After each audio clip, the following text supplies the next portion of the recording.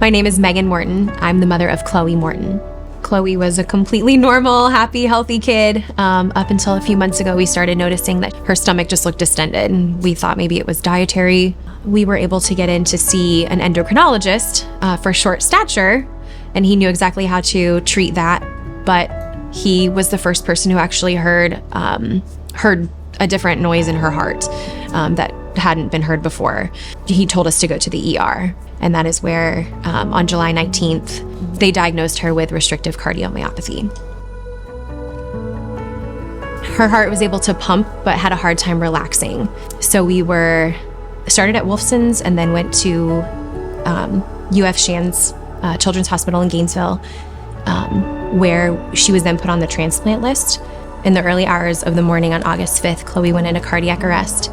They were able to get a pulse back after 15 minutes, but she lost it again, and then another 30 minutes, and then she was without a pulse for over an hour while they continued to do CPR, but then put her on an ECMO ventricular assisted device that would help pump her heart. They had to use a really small cannula for the ECMO, which ended up causing restricted blood flow to her leg. So the next morning, she had to go to the OR where they were able to put in a bigger cannula, but ultimately the damage had already been done to her leg, so she had to have a fasciotomy where they cut both sides of her leg in order to let the muscles expand and breathe. My name is Chloe and I'm 9 years old. I got really tired of being in the hospital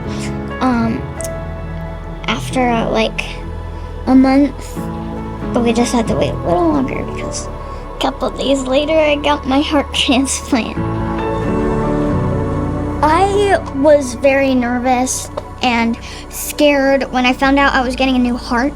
I thought it was gonna hurt and didn't know what to expect. Once it happened, I was just like, that didn't hurt at all. And I was, what? Because she lost the entire front muscle of her leg and a portion of the back muscle, she needed to learn how to walk again. We were referred to the Brooks Pediatric Day program, which has been another huge godsend in Chloe's story. Chloe came in as a very anxious but courageous little woman. As I've been working with her, I've noticed that anxiety slowly go away and that courage really truly start coming out.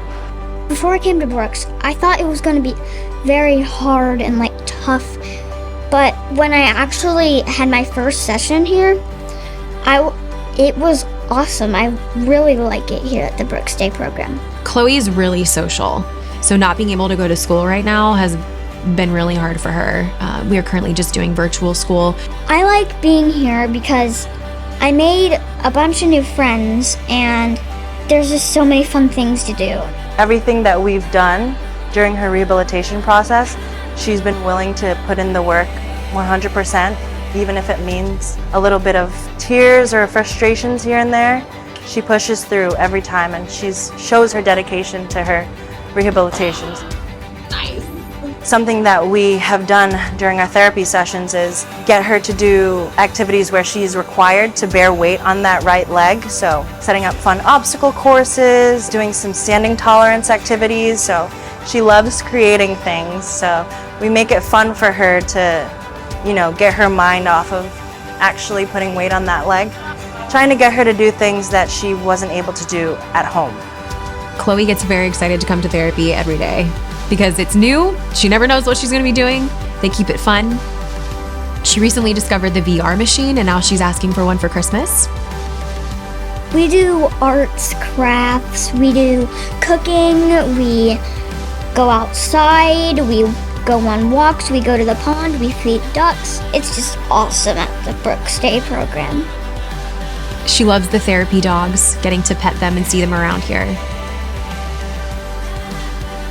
Chloe has made huge progress, coming from not even being able to sit up by herself.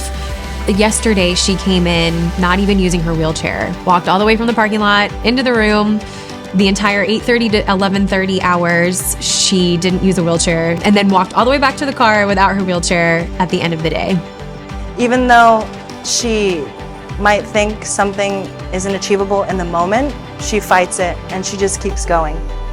It's really awesome to see in a 9-year-old, like fighting your own insecurities and reminding yourself that even if it means taking it slow, you can get there.